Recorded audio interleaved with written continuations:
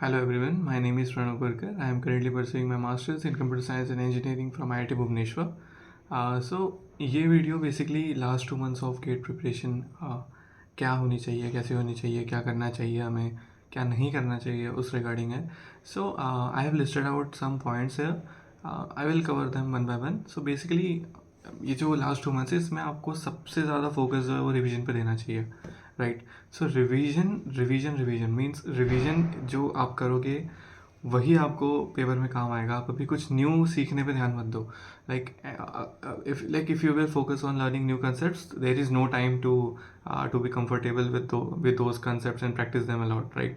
So it is obviously better to focus on those concepts which you have practiced earlier. इससे क्या होगा कि आपके बेसिकली आपको पेपर में अगर वैसा कोई क्वेश्चन आ जाता है तो आपको बिल्कुल डिफ़िकल्टी नहीं होगी सॉल्व करने में.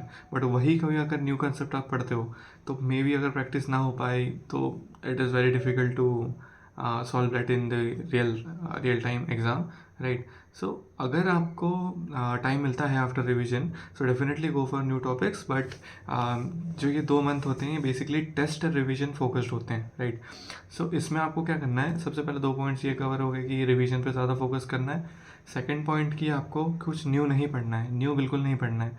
अगर कोई टॉपिक ईजी है, लाइक ईजी टू कवर है, तो उसको आप दिसंबर में कवर कर सकते हो. लाइक मेजर टॉपिक्स कवर करने के पीछे ध्यान मत दो क्योंकि कोई फ़ायदा नहीं है, प्रैक्टिस नहीं हो पाएगी तो वैसे ही पेपर में क्वेश्चन सॉल्व नहीं होने वाले आपसे, ठीक है.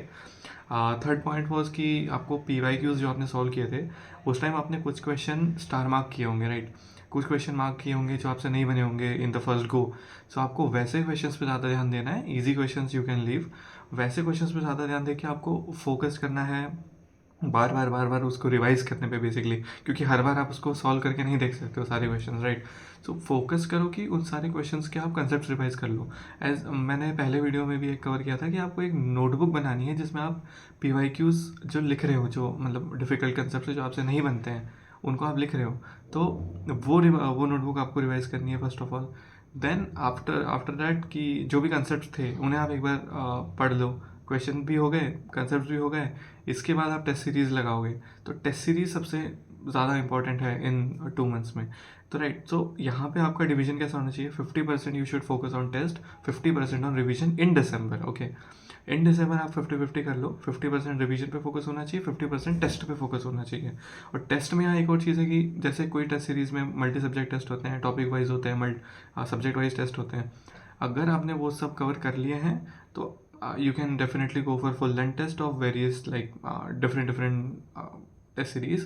अदरवाइज अगर आपने वो सब्जेक्ट्स कवर वो टेस्ट कवर नहीं किए हैं, like subject test, topic test वगैरह, तो आपके पास दिसंबर मंथ है. आप दिसंबर मंथ आप हर वीक एक फुल लेंथ टेस्ट दो, बाकी टाइम पे आप टॉपिक टेस्ट, सब्जेक्ट टेस्ट ये कवर कर सकते हो. बट जनवरी में ये गलती मत करना. जनवरी में पूरा फोकस ही फुल लेंथ टेस्ट पे होना चाहिए, पूरा का पूरा फोकस. तो दिसंबर में ऐसे करो कि 1 week 1 full length test, rest all the days topic wise, subject wise test, correct. उसके आप एनालिसिस अच्छे से करो. और जिसने एक भी टेस्ट सीरीज़ नहीं दी है, आई वुड से कि आपको एक टेस्ट सीरीज़ पे फोकस करना चाहिए इस पॉइंट ऑफ टाइम पे, करेक्ट. सो कोई भी एक टेस्ट सीरीज़ पे करो, मल्टीपल टेस्ट सीरीज़ पे फोकस मत करो. अगर आपका दिसंबर में किसी एक टेस्ट सीरीज़ के topic wise, subject wise, multi subject test cover हो जाते हैं तो आप फुल लेंथ टेस्ट आप मल्टीपल टेस्ट सीरीज़ के दे सकते हो इफ़ टाइम परमिट्स, ठीक है. अगला है कि जैसे जनवरी में मैंने कहा कि टॉपिक वाइज वगैरह नहीं देने हैं, उसमें आपको सिर्फ और सिर्फ फुल लेंथ टेस्ट देने हैं. और फुल लेंथ टेस्ट में भी like the number is around 10. अगर आप 10 फुल लेंथ टेस्ट अच्छे से दे देते हो इन जनवरी एंड 4 इन दिसंबर, तो it is like total 14 full length test आप दे रहे हो. तो 14 full length test is a good number, right. Is a good number. अगर आपने अच्छे से एनालिसिस किया है, सब किया है, तो 14 full length test is good. उसके साथ साथ आपको क्या करना है जनवरी में, गो पे गेट ओवरफ्लो पे आपको PYQ सॉल्व करने के लिए actually in paper format, like आप पेपर की तरह उसको दे सकते हो गेट ओवरफ्लो वेबसाइट पे. तो आपको एग्जाम सेक्शन में जाना है, वहाँ पे एग्जाम सेक्शन में आपको प्रीवियस ईयर गेट पे जाना है और आपको सारे पेपर मिल जाएंगे. तो ईयर बाय ईयर जो पेपर है वो लास्ट से 5-6 साल का या 10 साल का टारगेट करके उसे एज अ मॉक टेस्ट दे सकते हो. वो बहुत बेनिफिट करेगा. वो एक्चुअल में गेट एग्जाम के साथ एक्चुअल रिजेंबल हो जाता है, इसलिए काफ़ी हेल्प करेगा वो चीज़, करेक्ट. तो ये हो गया, 5 पॉइंट हो गए. तो अगला है कि रिवीजन कैसे करना है. तो बेसिकली यहाँ 2 तरीके हैं. अगर आपने साल भर में अपना फुल नोट से रिवाइज किया है और आप बहुत कंफर्टेबल अपने फुल नोट्स के साथ, आप बहुत जल्दी जैसे 3 या 6 आवर्स में आप 2-3 सब्जेक्ट आप रिवाइज कर सकते हो, तो आप, मैं कहूँगा फुल नोट्स पे जाओ। अदरवाइज़ अगर आपको फुल नोट्स रिवाइज करने में टाइम लगता है, मैं कहूँगा अभी शॉर्ट नोट्स बनाना स्टार्ट कर दो। शॉर्ट नोट्स कैसे बनाने हैं इसके लिए डेफिनेटली एक न्यू वीडियो बनाऊंगा, बट शॉर्ट नोट्स बनाना बहुत बहुत बहुत इंपॉर्टेंट है, क्योंकि जनवरी में आप हर पेपर के पहले हर चीज़ रिवाइज नहीं कर सकते, करेक्ट। जनवरी में आपको बहुत सोच समझ के रिवीजन में टाइम देना पड़ेगा और टेस्ट में टाइम देना पड़ेगा, एनालिसिस में टाइम लेता है, तो इसके लिए आपका रिवीजन बहुत फास्ट होना चाहिए। रिवीजन फास्ट करने के लिए आपको शॉर्ट नोट्स बहुत इंपॉर्टेंट है, बहुत इंपॉर्टेंट है। अगर किसी ने फुल नोट्स, कोई फुल नोट्स में अगर कंफर्टेबल है तो वो कर लेगा, बट जिसके पास नहीं है वो शॉर्ट नोट्स पे फोकस करे।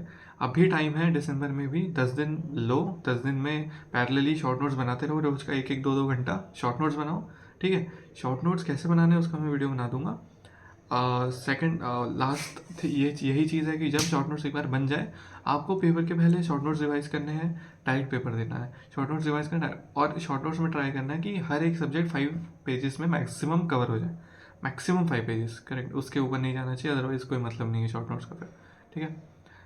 तो यही कुछ पॉइंट्स थे जो मुझे बताने थे, और या और कोई डाउट होगा तो आप पूछो कमेंट सेक्शन में। Otherwise, I think I have covered most of the points, and yes, test आप जब, हाँ, वन लास्ट पॉइंट है कि किसी भी टेस्ट के मार्क्स को ना सीरियसली इतना मत लो, लाइक कि एकदम डिप्रेस ही हो जाओ टेस्ट के मार्क्स लेके। आपको टेस्ट एनालाइज करना है, क्योंकि ऐसा बहुत बार होता है कि आपने बहुत बार सुने भी होंगे इंटरव्यूज़ में कि लोग 1-2 दिन पहले भी मॉक दे रहे हैं, उसका क्वेश्चन रिपीट हो जा रहे हैं गेट में, या कंसेप्ट रिपीट हो जा रहा है, तो इट हैपेंस, बट उस टाइम उनसे नहीं बना था टेस्ट सीरीज़ में, राइट। तो आपको वो लर्निंग पे ज़्यादा ध्यान देना है इस चीज़ में। जैसे ही आप कोई टेस्ट देते हो उसमें लर्न करो कि अच्छा ये कंसेप्ट मैंने पढ़ा था कि नहीं, नहीं पढ़ा है, ऐड कर दो उसको अपने नोट्स में, ठीक है। ये चीज़ों पे आपको 4-5 चीज़ों पे अच्छे से फोकस रखना है 2 मंथ्स के लिए, और स्ट्रेस नहीं लेना है, जितना पढ़ा है उतना इनफ है। बस आपको रिवीजन मास्टर करना है, रिवीजन करते रहना है, ताकि कोई चीज़ आती हो वो पेपर में ना छोड़े है, बस इतना ही आपको मेक श्योर करना है। रेस्ट ऑल आई थिंक या दैट्स इट। सो या ऑल द बेस्ट।